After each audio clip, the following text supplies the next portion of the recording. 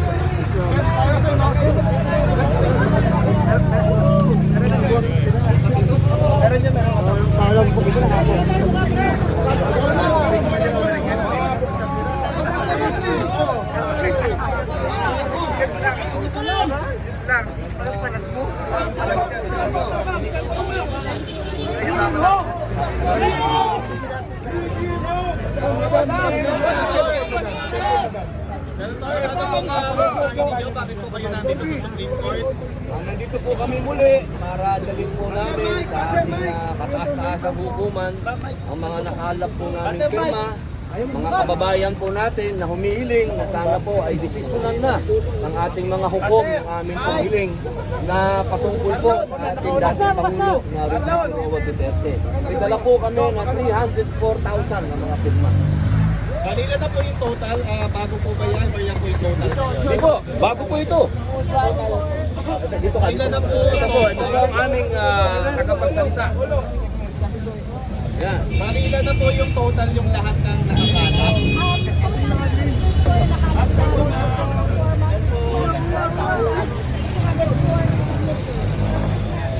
All verifiable, 304,000. Ito pa yung mga tuloy.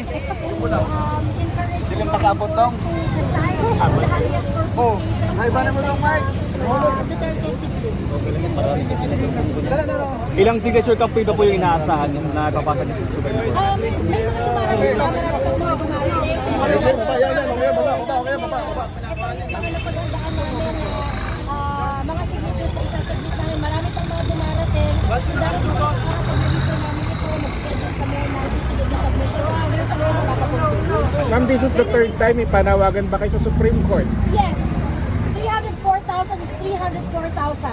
And these people came to us nang walang kapalit, walang ayuda, wala kaming maibibigay. Lahat sila lumapit at umaasa, nakikilos na ang Korte Suprema para ipaglaban ng ating soberanya. Bakit you know your full name? Ito po yung maleta. Tinaas na yung malita. Mabigat talaga. Hindi pera, Hindi po pera to. pera naman. Ano sa basis ng pangbayan? Hirap na malaki, no? Wala po kami organization, all of us are volunteer here. All are pitching in para po sa movement. We receive a standard of public service that remains unmatched. And we believe as an ordinary Filipino, we believe that this is the standard that every Filipino should not should not forget and not accept any standard less than what was set by PRRD. So after nang gawin ni PRRD ang lahat-lahat para sa bayan, magsilbi ng tama, i-priority ang welfare ng taong bayan, this time kami naman ang magtatanggol kay PRRD, kami naman ang magtatanggol sa license. Boses namin, walang iba, boses ng taong bayan at katuwang namin ang ilang mga leader na meron talagang pusong nakamasa. Kasama namin si Sen. Robin na nakasuporta sa amin since day one. Bro, baka yung This is our bandila mo. movement Sorry, of everyone na naniniwala na Harang ba? itama Oo, lang ang nakaharang. nangyayari sa bansa. Bandila, nakahalang. Hindi pa po ito. Marami pa pong Baka dadating. pwedeng ibaba mo na yung bandila mo. The first two submission, they acknowledged the submissions. The first two,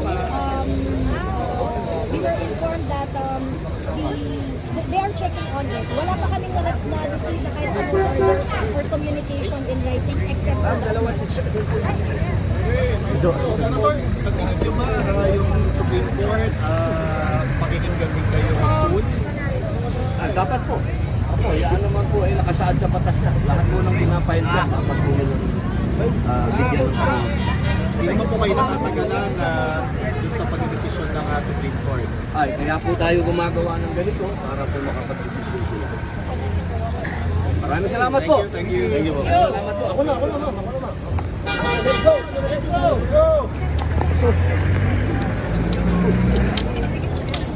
Kung si Idol lang nagbuhat nung maleta guys.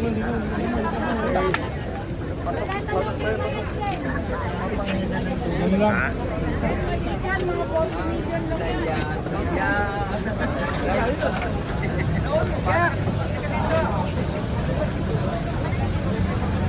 Si Idol Robin Padilla po ang nagdala nung maleta.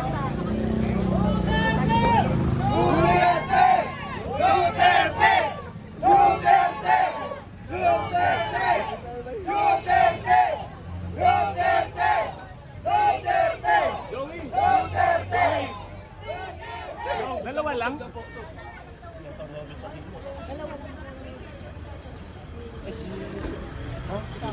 Hi ma'am. Si Mocha Uson guys. Si Ma'am Mocha.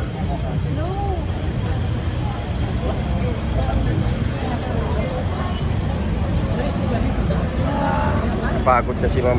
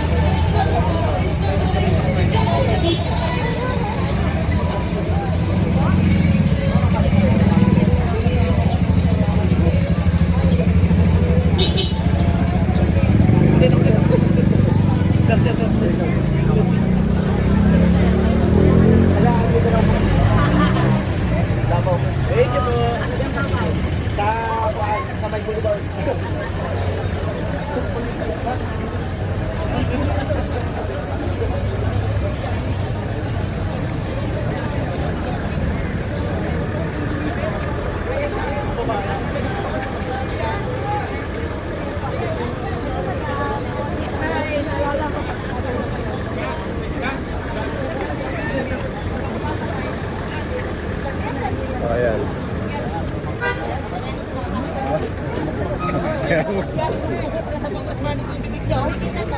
Tabingin na yung bunganga mo, tanga ka pa rin.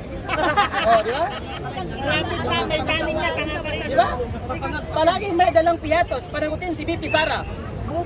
Palaging impeachment ang daladala mo, naghihirap pa ng Pilipino, tapos daladala mo piyatos, tanga ka ba? Oo, di ba?